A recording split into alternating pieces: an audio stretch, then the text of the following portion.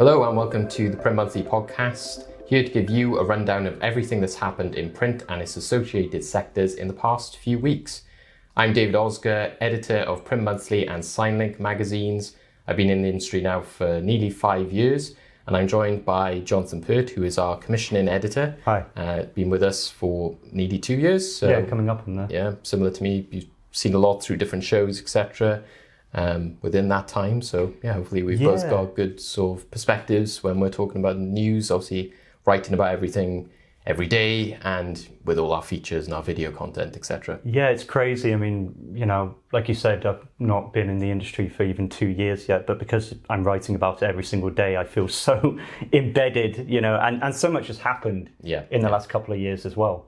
Yeah, I think just going to 2 European shows, you can already get an idea of some of the trends and what people are looking for. And yeah, you just see the sort of peaks and troughs of the industry as it goes up and down with different times of the year, etc. So yeah, we can definitely talk about that today in the news that we've got. So yeah, this will be a fantastic opportunity for the industry to sort of catch up on what's been happening. Recently, there's been quite a lot of big headlines. We've had quite a busy month here per monthly. So yeah, let's get into the news for the last few weeks. So obviously a big one you've literally just written about. Just literally written today. Yeah. So do you want to sort of talk through that one? Yeah. So this is an article that I've been building over a few days actually, and it's about the fact that paper prices are rising globally. In fact, you've got companies across the world that have all raised their prices in lockstep. They've called it lockstep price rises.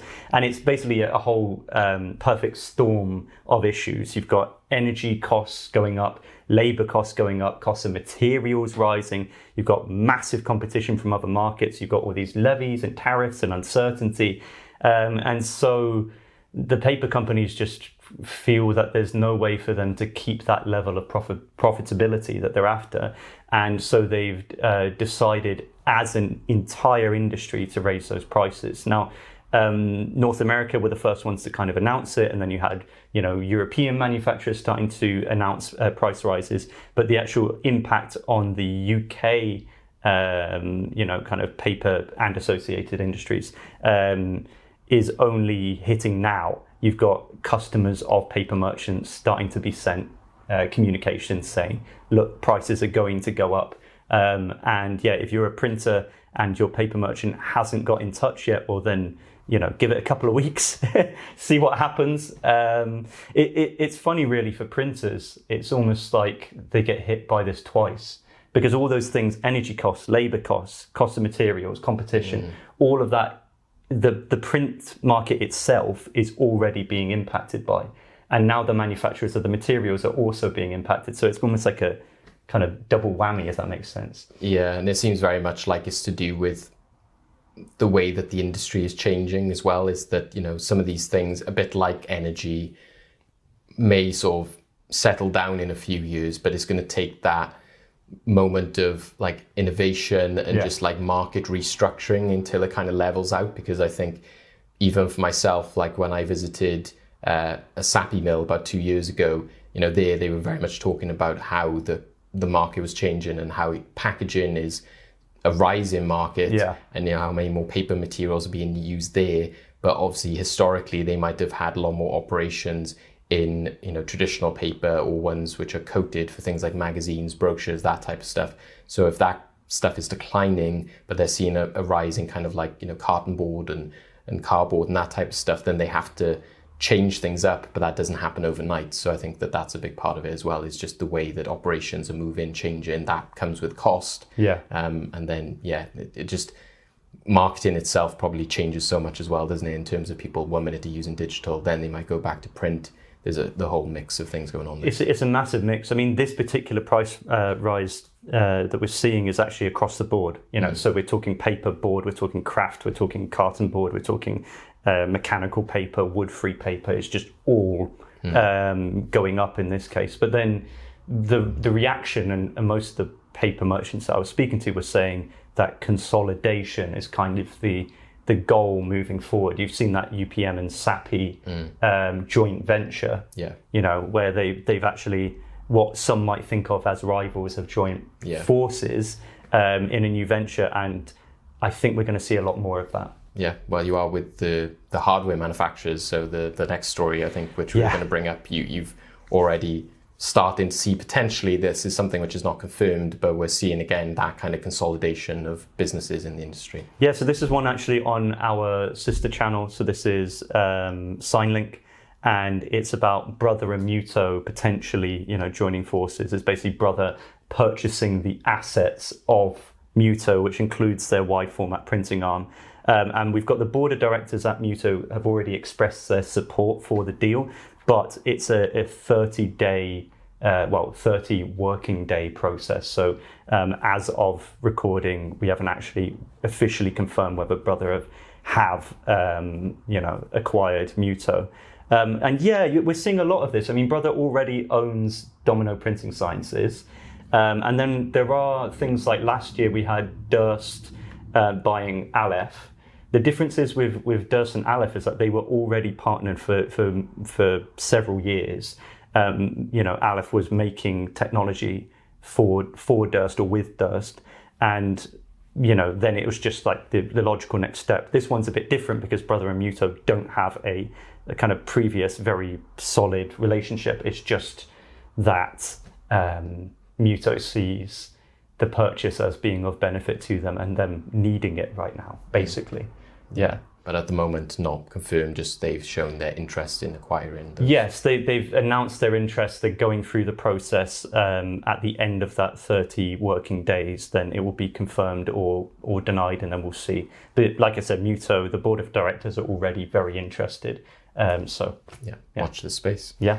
Well, another one which we've also very recently had up on the website is Manroland Sheetfed entering insolvency proceedings. So that's been a big one as well, especially they were talking about quite historic markets in terms of paper, etc. This is a manufacturer which is involved in litho presses, and the way they describe themselves as the beleaguered German press builder was quite interesting to signal that, they've been maybe going through some hardship. In some ways they've been quite quiet. They have, had several events in the past few years or involvement in things like Drupa. Obviously there's different parts of their business, but we're talking specifically about Manroland Sheetfed, and they're the ones which produce litho printing presses.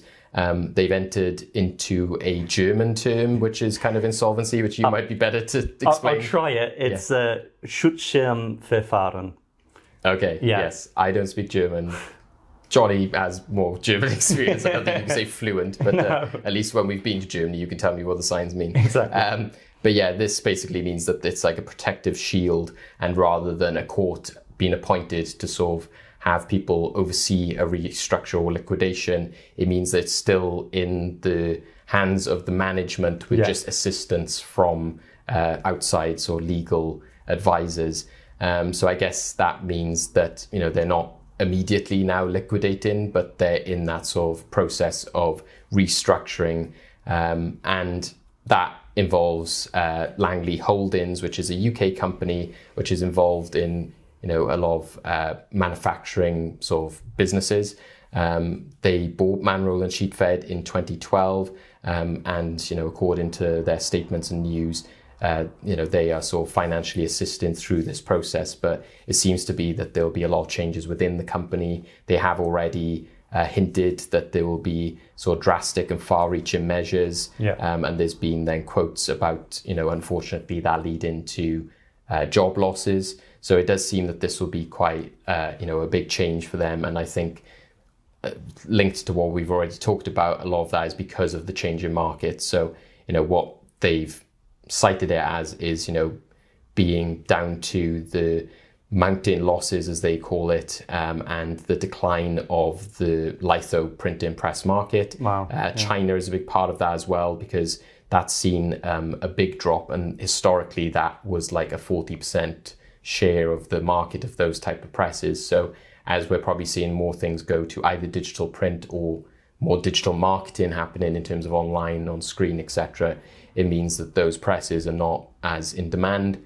You've seen other manufacturers like Heidelberg obviously switching gears in recent years, in which they have more offerings from collaborating with Canon, for example, to bring forward like digital offerings. Digital offerings and ones that work more alongside each other, investing a lot in software, working with partners in terms of packaging machines and cutting solutions as well. So it seems like Manroland unfortunately just hasn't spread itself enough into those kind of like markets or diversified enough, and that's what's leading to now them having to restructure in this way. The quote from Anthony Langley, which is the chairman and chief executive officer of the business, said the board has concluded that the situation is unsustainable and is currently considering its options. We are conscious, however, that a great many print businesses will be affected by this, many of them privately owned SMEs, and they rely on Manroland presses, and it is their goal, whatever the solution is, to continue to support them. So, I guess that's reassuring that they're already thinking of the customer base there. But yeah, it's once again, a big name within, the hardware space having to make some tough decisions. Well, yeah, I mean, some would point at that and just go, oh, well, it's the the general issue of the decline of litho. I don't necessarily believe it's as simple as that, because when I actually go and speak to print shops, there's certain sectors especially where they're still very much reliant on the quality of litho.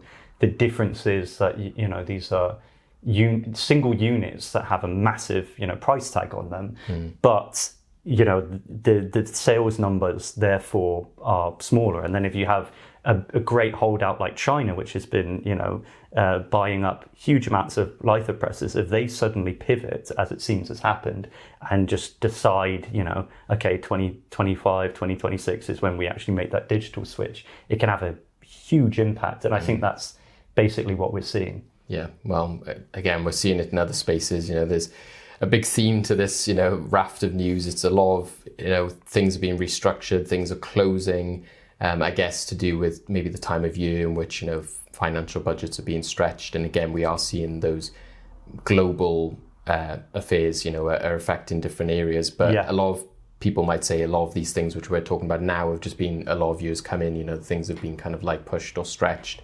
One thing which we've also seen is then, rather than, again, people who are supplying materials or hardware, we're seeing now with the printers themselves, especially within the publishing space. So another story which we recently sort of had up on the website is that Reach has decided to bring an end to its Watford print operation.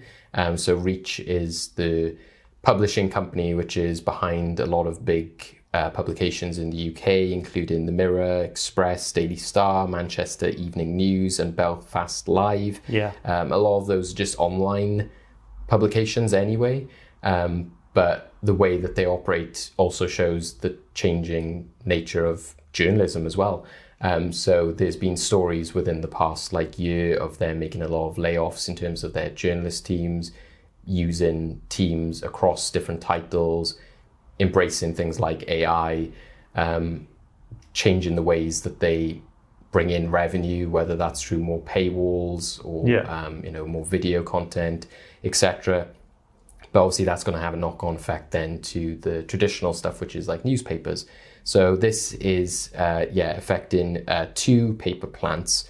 One would be the Watford site, which is the kind of most historic of the two. The other one is up in Scotland. But yeah, essentially the Watford one is roughly about 150 people are employed there. It's got big roots within the printing industry going back to the 19th century. And back then it was estimated that 1 in every 13 people in the town were involved in print. Wow. So it was actually the largest print centre in the world between the 1920s and the 1960s. So even though, again, a lot of people could say that this was a long time coming or that newspapers are changing, it's still, a sad thing to happen. Of course. Unite, the union, has called the decision nonsensical due to the fact that Reach's revenue is actually not all that affected in its printed publications. It's more just as a whole. So they're seeing drops in digital, etc. But it seems to be the printing plant which has taken the brunt of that, which is kind of unfair when their printed publications aren't actually losing money at this stage. But I guess, as you were saying, it's things which are then external costs which could be attributed to this, and the fact that they've also got operations in other places. So at the moment, they have operations in Broxbourne, and there is the potential for people at the Watford site to move there if they wanted to. They're in a consultation process with all employees, including the one also in Scotland. And yeah, they will try to find the best solution for all of them. But yeah, another sad one in terms of a big historic printing plant. If you see the pictures, it's all kind of like the big classic machines with loads of sheets coming out at once. And yeah, for that to close obviously is a big loss for that area. The other one is in Saltire, and that is looking at about 100 potential redundancies there. So yeah, it's similar to the other stories we've talked about there about job losses and the wider implications that are happening across the market. I think it's all linked. I mean, all of these are talking about wage pressure, and in fact we'll go on to that about the BPIF report where wage pressure is seen as one of the biggest business concerns, and then just the cost of everything going up, and then publishing in particular seems to be trying to often create this digital push for better or worse. And well, what is publishing used predominantly, at least in a historical sense? Well, litho. Yes. And so all of these are in a way connected, I would say. Yeah. So, well, yeah, you mentioned it there. So the BPIF is our, last sort of major story we're going to discuss this week. So what was the big takeaways from their latest report? Yeah, so BPIF comes out with their outlook report every quarter. They had their Q1 report, and it was a mixed bag. So on the one hand, they kind of registered the strongest output in the UK print for 4 years when speaking to all these companies, which is positive, and I think it's actually above what they had predicted for the quarter. But confidence within UK print is certainly down, especially in terms of wage pressures and competitor pricing. Those were the top two on the list of business concerns. I think it was something like 65% of those who were asked said that wage pressures were their biggest concern. And so then you've obviously got quotes from Carl Jardine and Charles Jarrold from the BPIF. Both of them in their quotes are saying that it's quite concerning because it suggests that there could be further issues to come. Normally, I speak to some people and they say, well, confidence is not results and it's, they're different to each other. But it's a little bit like the way the economy, waxes and wanes in terms of confidence. If companies lose their confidence, then they will be taking fewer risks and then spending may go down. And, it has all of these knock-on impacts. So it seems at least what the BPIF is saying is that there might be some kind of lull heading in Q1, Q2, but we'll just see. Yeah, a lot of that does factor into some of the other news which we've had in the past few weeks. Just to give a bit of a summary of the ones on our radar. Xerox has announced a global restructure to eliminate redundancies, as they put it, following the acquisition of Lexmark. So very similar to what we were talking about previously. That means that they're just going to be changing the ways in which they put sort of investment into their global sales channels. Yeah, and there will be a jobs impact to that. I mean, they're putting nice words on it. But yes, yeah. So we'll see how that sort of like pans out. On the more positive side, the printing charity, their Rising Star Awards has extended its age bracket to 18 to 35. Which is nice, it means that I think we both count right yes, now. Yeah. We're back in the fold of the young people just about. Yeah, we're considered young people in print now. So that's really great because it's something that takes place each summer, and that a bit like we were talking about rewards people within publishing, manufacturing, marketing, graphic design. It goes across the board. So to have more people in that space, especially in a space which needs more emerging talent and young talent, I don't think it is always just about like who are the youngest people and could they be the stars of tomorrow. It can be people who are in their early 30s who might still be having a career change because things haven't panned out for the past 10 years, but could be the next like business owners or could be taken over. And we've definitely seen that with the magazine and interviews. There's a lot of great ideas out there. So that's really promising to see.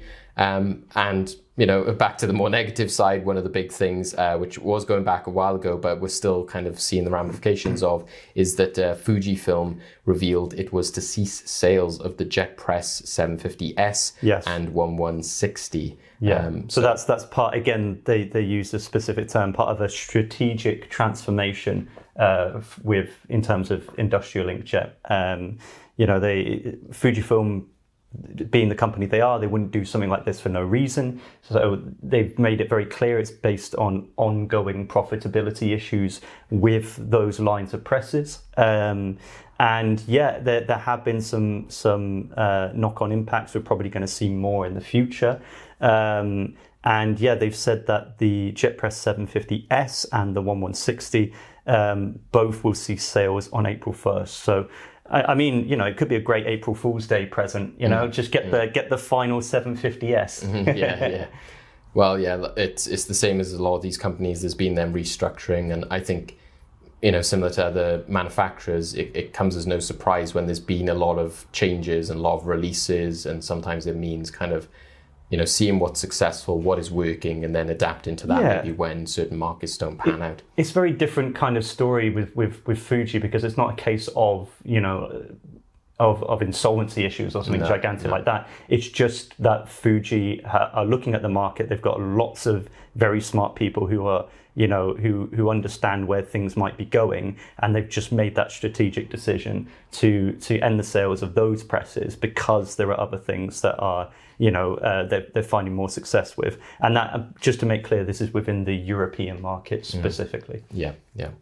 Well, yeah, there's, big changes which have happened at that company, which we've seen as well. One of those is that Mark Stephenson, who was business development manager at Fujifilm, will now be leaving the company as well as part of those changes that have happened.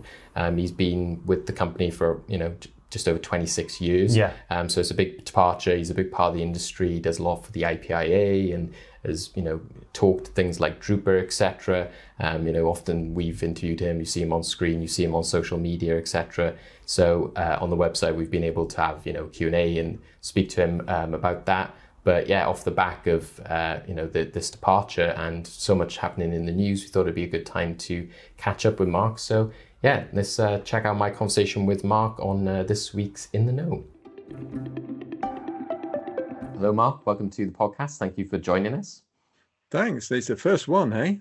Yeah, exactly. Yeah. So I'm honoured to be on the first one. Yeah. So you've got the honour of being our first guest. So thank you very much for that. And yeah, it's quite a big episode for news. You've joined us at a very sort of dramatic time, I guess, for a lot of the stories that me and Johnny were just discussing. What's your thoughts on some of the news that we would have just discussed? Well, with the world news at the same time, it is like this. We've been bombarded with so much, and just looking through the stories that you've been looking at, what's happening in the world affects this. You can't look at these stories without thinking, but hang on, what's happening now in the Middle East, for example?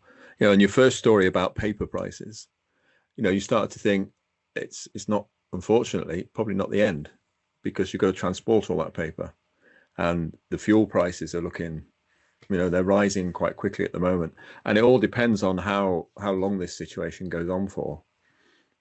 With USA, Israel, Iran, and I can understand, why it's a top story, because as the report said, it's the largest thing that most printers spend their money on. I think what it probably does is drive printers towards adding value to what they do beyond just the physical goods they supply, in adding, other processes that make that print more valuable, so that the overall slice of the pie, paper is a smaller proportion of that. So if you're doing a job for somebody that involves a lot of, data handling or processing or adding value on top of the paper, like, varnishes, whether it's variable data or what it might be, then I guess that can help. But yeah, it's troubling times for the price of paper. I guess most printers now are accepting the fact that, prices will continue to rise, and you can't just sit there and say, that's terribly bad news. I mean, if I could link it to the BPIF story about confidence and cover that at the same time, definitely. then there's now the thing with confidence of printers seems to be beyond paper, but then this is probably before the paper price rises that they said this, is staff wages being a big part of expenditure.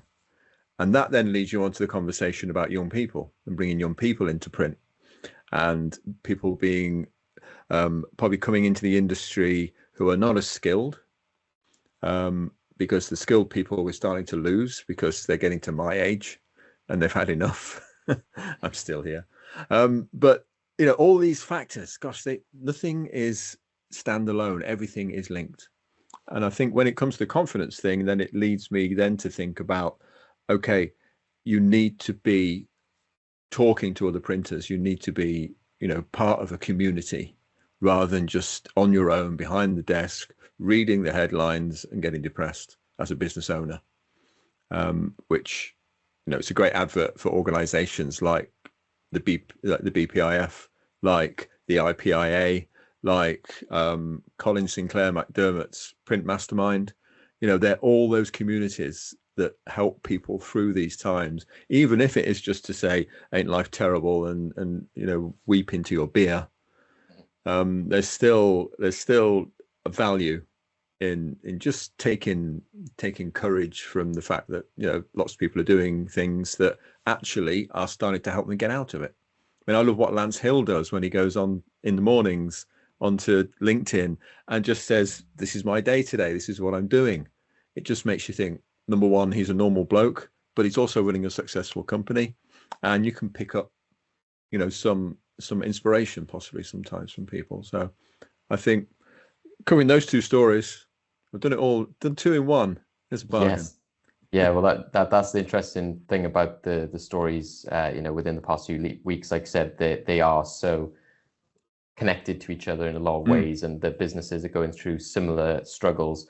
As you mentioned there, you know, with the link to confidence, but also there's the paper rises happening, the price rises happening, which affects the cost of paper. But something that we mentioned and Johnny was looking at when writing that story as well is that these are not only factors that affect the paper companies, but also the printers as well. So in some ways, you know, they're getting hit twofold, essentially, because some of those energy costs, etc., also hit them in the same way that it hits the paper manufacturers. So like you said, it's hard to kind of put like an end result on confidence. It could be that, like, you know, things go better than maybe the printers anticipate, but those concerns and worries are still there. And as you said, that's why it's important to sort of share those concerns or talk them through with other people, because it does help when, you know, people say, hey, you know, is anyone else experiencing this, or is anyone else having like a really quiet period? And that at least reassures you when you know other people are dealing with the same situation.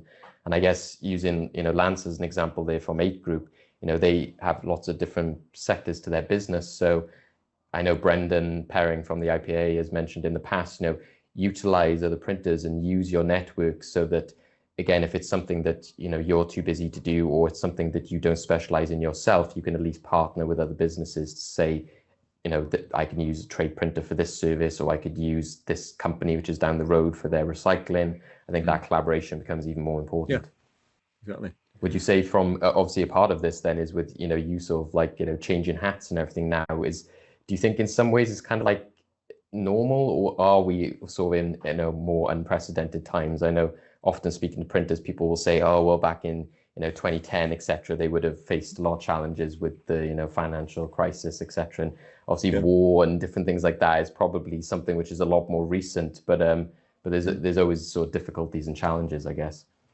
Yeah, I mean, I think there always will be. And as you know, as a business owner, which I'm about to become for the first time, so I'm not talking from experience, but I think as a, you know, whatever you're doing to try and plan, then you've got to be ready for anything, and have a plan that's flexible and not rely on what used to work. And you know, all these I'm a big fan of The End of the Day with Ray on YouTube. I don't know if you see him at all. I could say he's mad as a box of frogs, but he's not. He's got behind what he says and the crazy stunts that he pulls when he's talking, he says, you can't have status quo. You've got to be ready for something new all the time. And again, that's where getting together with other people of like mind or in the same industry comes into it. So I keep coming back to that point because I think it's so important. And for me, I didn't really do a lot of call it networking if you want, until probably around lockdown time when we all went online because that was the only place to go. And all of a sudden, the whole new world opened up to me of people in our industry who loved what they did and wanted to promote what they did. And for me, that was a turnaround in a job for me that was possibly I was getting a bit stale and getting a bit nostalgic for the past. And that's a slippery slope. I hate nostalgia. I'm gonna keep moving on. Just to wrap things up, what is that, like you said, you're a new business owner. What's the future looking like for yourself now? We've mentioned in the news there things like the Rising Star Awards. So as you said, there's a lot of importance put on young people. I know you're involved in some of those initiatives, and you've got some exciting ventures coming later in the year through live events. Yeah. So my new life after the end of March is breaking news, because I'm not really, besides individual conversation, I've not said this in public, but I'm looking to get more involved in live events, in video, and helping people to tell their story.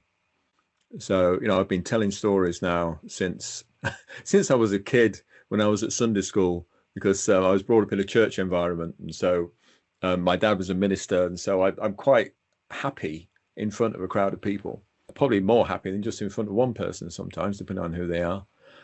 So my idea is to see if I can help anyone with presenting a story. If you want somebody to read a list of specs, then I'm probably not your man.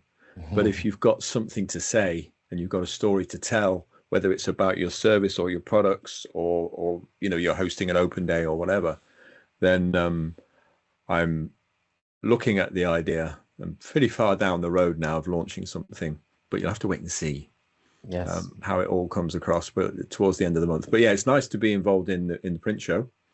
That story came out yesterday, and I got some positive response, so that's good. And I'll be in the knowledge zone all day, every day, and people have to come to me and have a chat, because I don't think I'll get time to get round the show like I normally do. But no, I'm quite excited by the chance to present some top speakers, because there's a lot of good stuff goes on in the knowledge zone, and sometimes people might not be aware, or they might have forgotten that it's time to go and join in that session. So hopefully we can do some work and make sure people, the bums are on the seats, ready to learn. Definitely, yeah. It's always a great opportunity, like I said, when it's such a diverse range of speakers or topics as well. So that you often see people looking at the schedule, and we always have that kind of challenge of putting out the announcements, giving people plenty of time. And often people might be like, they're in the middle of the conversation right there and then, but it's always reassuring to see that people are kind of making sure that they're there 10 minutes before, or they're arriving just as it starts, because they've said, that one I definitely want to see. I think it'll definitely make a big difference with yourself there to bring it all together. So we're excited about what's coming, and as you said, watch this space for any other sort of projects. Yes, the issue is that when I go live, it'll be the 1st of April. So I need to make sure it's not an April Fool's story. So maybe I'll go a day early or a day later. Yes, with that one. It might be a good choice. Cool. Right. Well, thank you very much, Mark, for speaking to us, and we'll hope to catch up soon. Good. Thanks, David. So it was really good speaking to Mark there to get his insight on the news, and find out what his next plans are. Can't wait to see everything that he's chatting about.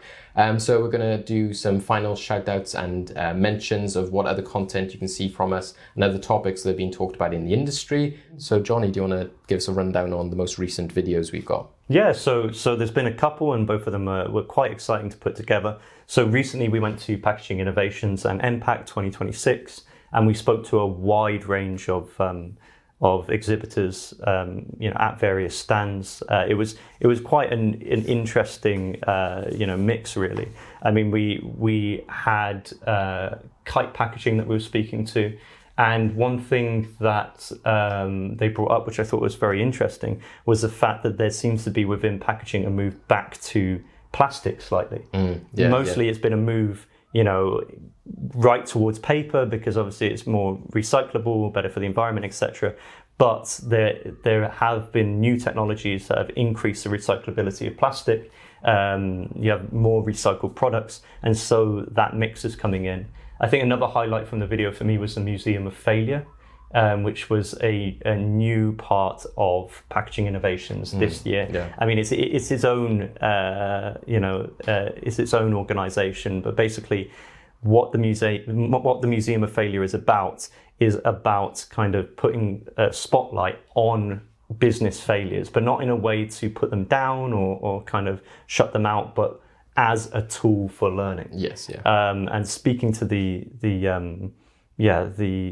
owner of that company was fantastic, just getting his insights. Check that out. That's on the Print Monthly YouTube channel. And then actually on our sister channel, Signlink, I very recently spoke to the owners of Fast Signs Bristol, two lovely people, Alex and Kat, who they are both, I believe they're still 24, and they now own their own business. They're part of the Fast Signs network, but they independently run and own a signage company in Bristol. Getting their insights was amazing. They're both really passionate. They both have really, really nice things to say about the signage industry and about how welcoming it was for them. And in general, it's just great to see engaged, exciting, people who are wanting to create new solutions and kind of be the future. And that's why things like Rising Stars are so important, right? Yeah. And it's nice to hear them talking about how welcoming the industry has been and the Fast Sign franchise. It's refreshing. It's very rare that we ever go to an event, isn't it? People say it's a very unwelcoming industry, or there's like a lot of like horrible people. It is generally talked about as very welcoming. People always want to sort of teach you or kind of like help in any way they can. We obviously have fresh perspectives in the magazine as well, which is looking at like emerging voices in the industry. And I think that's one thing that was mentioned recently. There was Rebecca Hughes from Latcham, said that she's had that experience of whenever she's speaking to people, she found it really refreshing that those people were not coming to it from a point of view of like, oh, I have to explain this now. They were kind of excited to be like, well, what do you not understand? What do you need me to tell you? And like, how can I help you to know more? Which is really nice. And it was watching that video is just really refreshing to see that kind of young spirit and kind of like like ambition. Wish them all the best. I think the Packaging Innovations one has like a very prominent like hand throughout it as well. Yes. The hand was the star of the show. Your hand just sticking the microphone out across. It was brilliant. Well, it's I'm glad it had its moment in the sunlight. Last shout out then is, of course, you can't have like a business operate without its own stars in the office, and often those are the pets. Yeah. So we wanted to just give out a shout out to Pets in Print 2026, which is once again launched and is running by Innertech. It's a very fun initiative. Last year there was Gary the boxer dog from print.com. So he was the winner last year. You often get to see all these photos of pets in their bandanas, and they always want them to come up with a fun little description of their role within the office. So bark tin manager and that kind of thing, or pictures of them at the keyboard and stuff like that. So if you do have a pet in the office, please do get involved. It's always a fun one to get involved with and to check out. Apart from that, then obviously you can keep up to date with Print Monthly on our website. That is at printmonthly.co.uk, as well as we've also mentioned signlink.co.uk. You can check out all the news stories that we've discussed there. We'll link them in the description below. And you can also check out the digital versions of our magazine, or you can go to the subscription part of our website and make sure you're on our mailing list.